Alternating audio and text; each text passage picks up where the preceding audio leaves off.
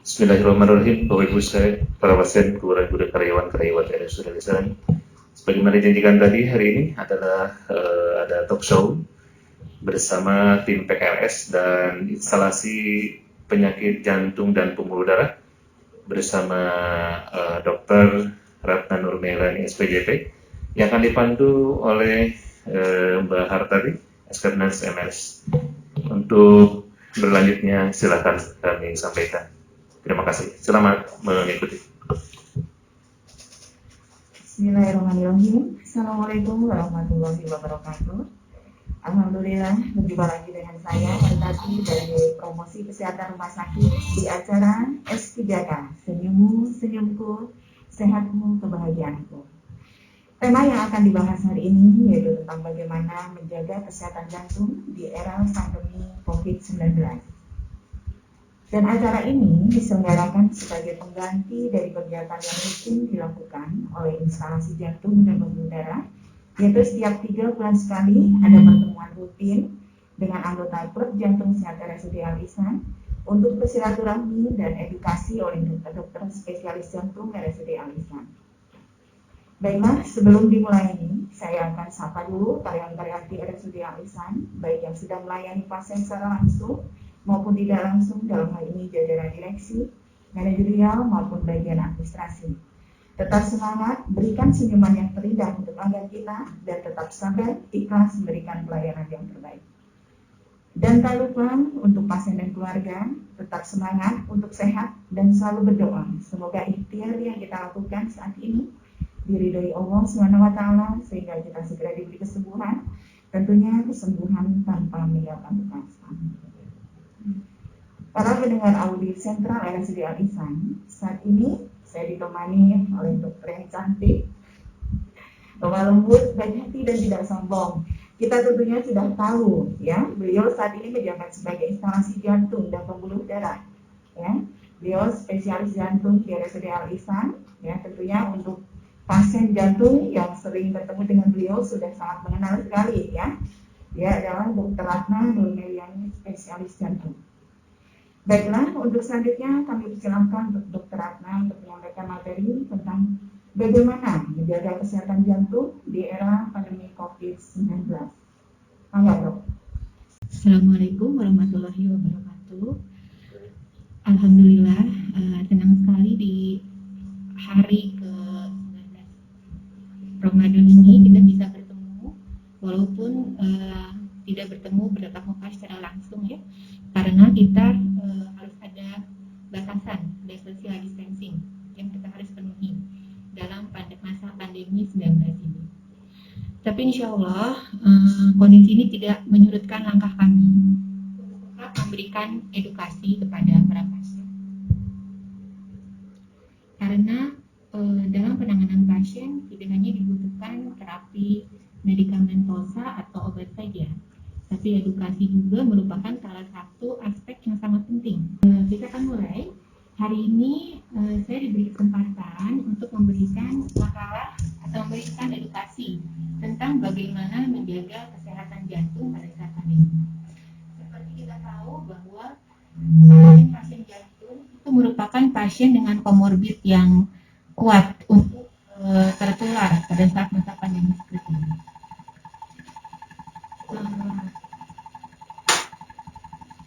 Apakah kita harus takut? Tentu tidak.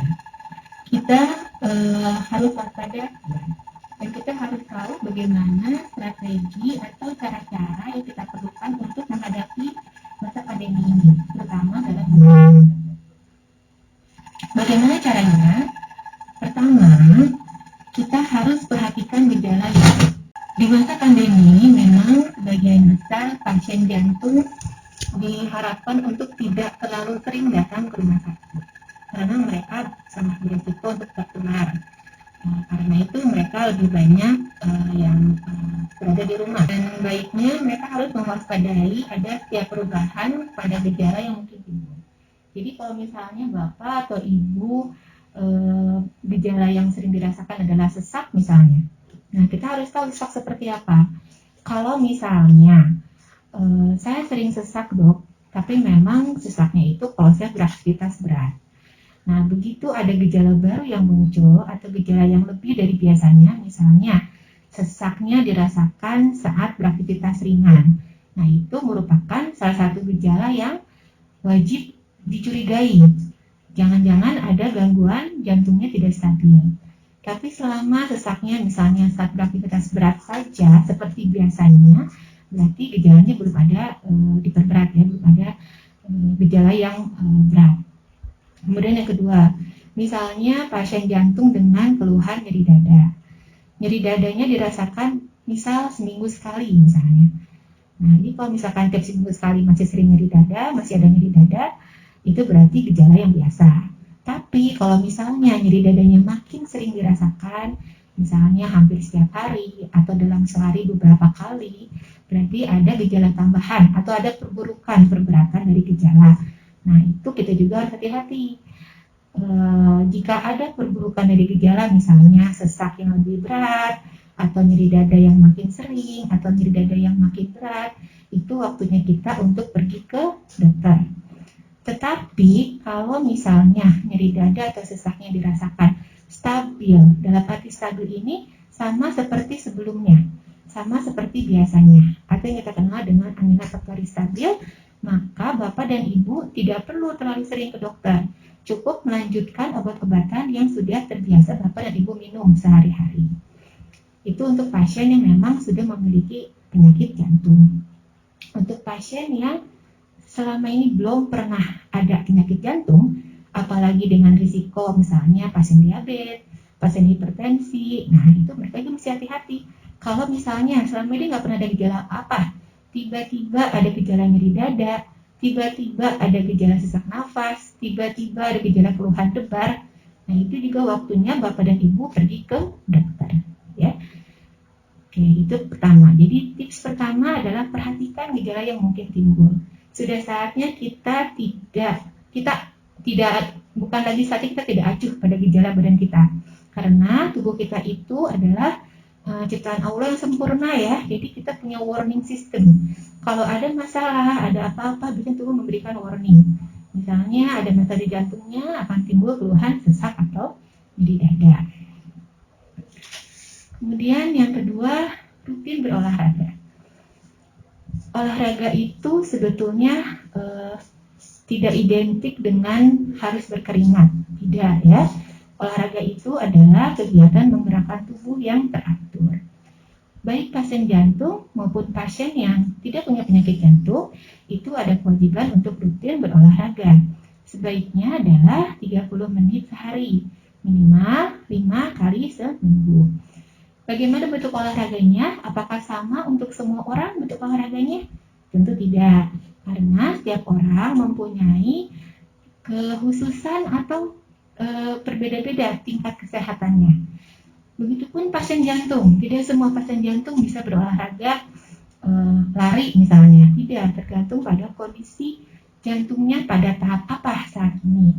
Kalau misalnya pasien jantung yang baru pulang dirawat misalnya, tentu dia tidak sarankan olahraga terlebih dahulu, istirahat dulu, nanti setelah pulih sekali baru mulai olahraga. Itu pun dimulai dengan olahraga yang ringan. Kalau pasien jantung yang memang sudah rutin kontrol, maka dia olahraga sesuai dengan kemampuannya. Tidak perlu sampai berkeringat ya, jadi misalnya kalau olahraganya bisa dengan jalan misalnya, jalan sehari 30 menit, di dalam rumah pun nggak masalah, dari depan ke belakang, dari belakang ke depan, seperti itu, tapi dengan kecepatan yang tetap. Jadi bedanya jalan dengan jalan-jalan itu kecepatannya. Kalau jalan-jalan, kecepatannya itu kan beda-beda. Jadi kadang kita diam dulu, ngobrol dulu, apa dulu. Tapi kalau misalkan olahraga jalan, olahraga dengan kecepatan yang tetap, gitu ya. Itu olahraga yang bisa jadi pilihan. Kemudian sepeda statis itu juga bisa ya. Kemudian kalau misalnya pasiennya lumpuh gimana? Apakah nggak bisa olahraga? Nah, kita bisa gerakan bagian-bagian tubuh yang bisa digerakkan. Kalau tidak, dibantu dengan anggota keluarga yang lain ya. Jadi olahraga itu siapapun Anda, baik Anda sehat ataupun Anda tidak sehat, ada penyakit jantung ataupun tidak, itu wajib dilakukan ya. Kemudian yang ketiga, rutin cek tekanan darah. tekanan darah itu merupakan dapat mencegah penyakit jantung. Ya, jadi dengan kita rutin mengecek tekanan darah, kita bisa mencegah timbulnya penyakit jantung. Kita ketahui bersama bahwa kondisi pandemi ini menyebabkan tingkat stres pada masyarakat ya, pada pasien-pasien. Dengan stres yang meningkat, maka bisa meningkatkan kadar tekanan darah. Sebaiknya pasien, apalagi pasien yang memang sudah punya penyakit jantung, mempunyai alat ukur sendiri di rumah. Supaya ada yang alat ukur yang digital yang mudah dilakukan. Kemudian bapak-bapak dan ibu-ibu bisa mengecek tekanan darah secara serial. Misalnya pagi bangun tidur dicek, kemudian siang dicek, kemudian malam hari sebelum tidur dicek. Maka kita akan tahu tren tekanan darah kita seperti apa. Ya. Nah, nanti hasilnya bisa diinfokan ke dokter pada saat kontrol. Ya. Sehingga terapi yang diberikan pun akan lebih tepat. Oke, kemudian yang keempat, tadi yang pertama sudah bahwa kita harus kenali gejala yang mungkin timbul. Yang kedua, kita olahraga. Yang ketiga, kita cek tekanan darah. Yang keempat, kita batasi asupan kolesterol. Ya. Memang kalau kita ada di rumah itu, apalagi kalau misalkan kita tidak ada pekerjaan lain, biasanya kita sangat rajin untuk makan gitu ya. Nah, makanannya karena kita waktunya banyak di rumah, kita biasanya bikin makanan yang enak-enak gitu kan. Katanya makanan obat stres gitu. Oke, satu sisi memang betul ya, makan mungkin bisa jadi obat stres. Cuma makan juga bisa menjadi awal dari serangkaian peristiwa penyakit yang kita mungkin akan timbulkan gitu.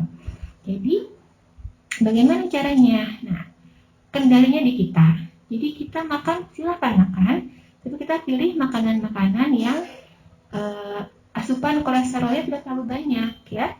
Jangan sampai beres pandemi kita aman di rumah, tapi kolesterol kita tidak aman gitu ya. Jadi makanya kita harus batasi asupan kolesterol. Perlu diketahui, kadang kita salah kaprah dalam memeriksa kolesterol. Jadi yang jadi target dari terapi itu adalah kolesterol jahat atau yang dinamakan LDL. Ya. Kadar LDL yang tinggi merupakan faktor risiko terjadinya penyakit jantung. Maka yang kita harus perhatikan adalah kadar LDL kalau kita memeriksakan kolesterol di laboratorium. Bukan kolesterol total yang selama ini beredar di masyarakat. Makanan apa yang kita bisa makan untuk membatasi asupan kolesterol? Yang pertama, kita harus batasi daging berlemak misalnya ya, atau daging-daging olahan. Biasanya itu kadar kolesterolnya suka agak tinggi. Mentega, krim, kue, biskuit, coklat, permen ya, kita juga batasi ya. Kita perbanyak makan buah-buahan dan sayur-sayuran. Yang ketiga, yang keempat, kita minum air putih ya. Jadi rajin minum air putih dapat membantu menjaga kesehatan jantung. Tapi kita mesti hati-hati juga seberapa banyak kita boleh minum air putih, karena setiap orang tidak sama porsinya. Untuk orang-orang yang sehat tanpa komorbid jantung mungkin 2-3 liter tidak masalah untuk minum, apalagi di masa pandemi seperti ini. Kita butuh cairan untuk detoksifikasi.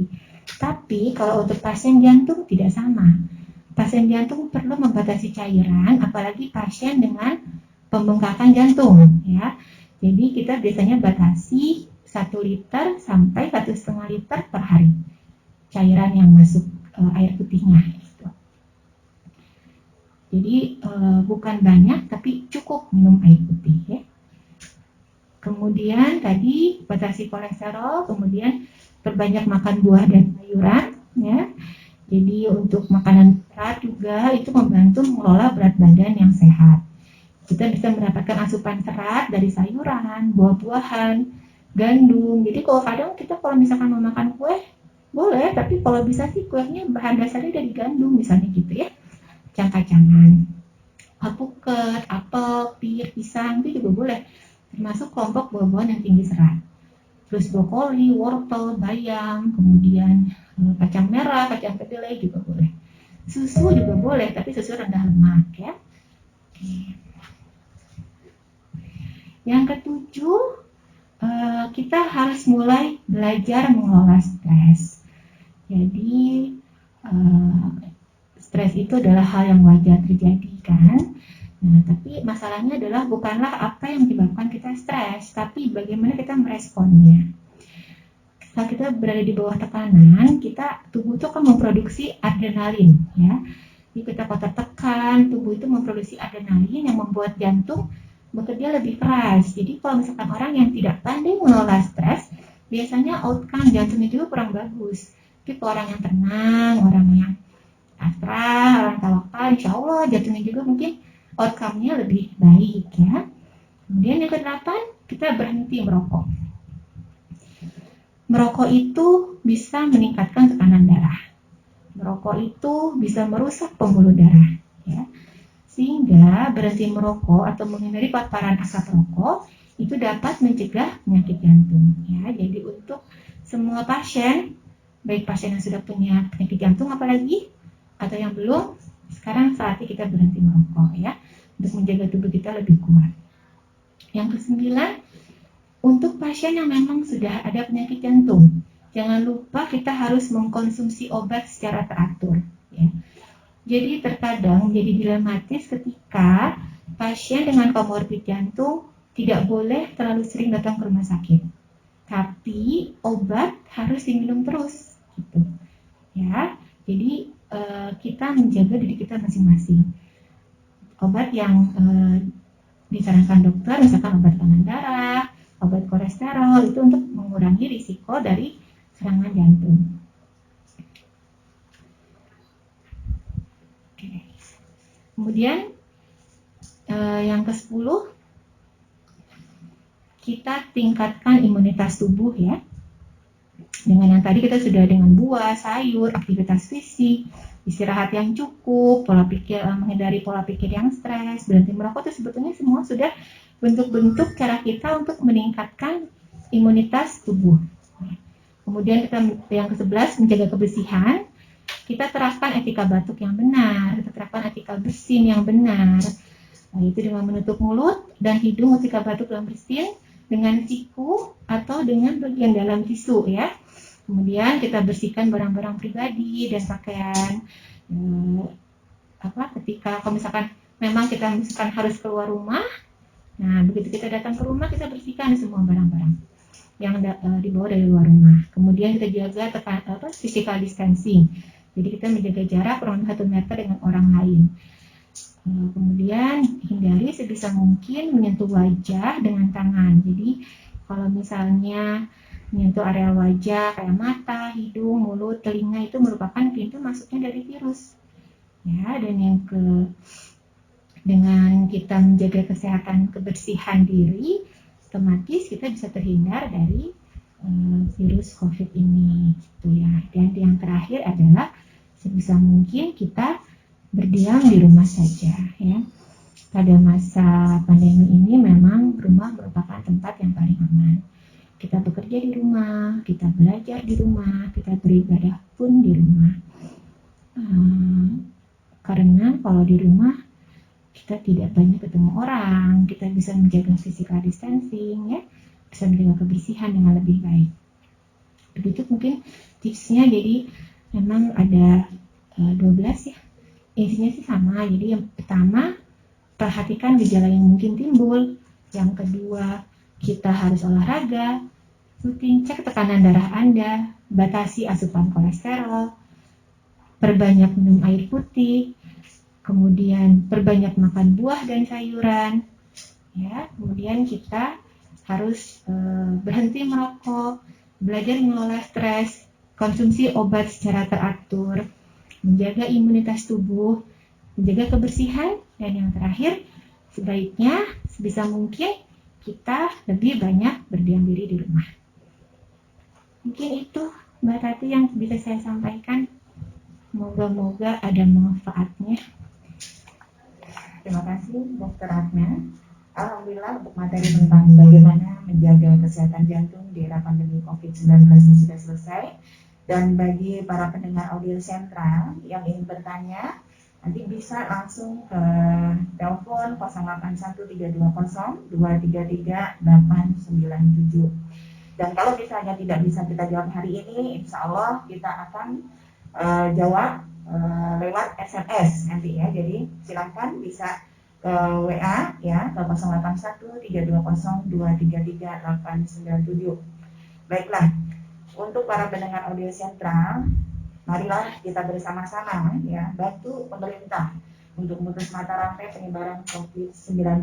Terima kasih untuk acara talkshow hari ini ya dari instalasi jantung dan pembuluh darah, dan tetap semangat untuk sehat ya. Saya tutup, salam S3K, senyummu, senyumku, sehatmu, kebahagiaanku. Terima kasih. Wassalamualaikum warahmatullahi wabarakatuh.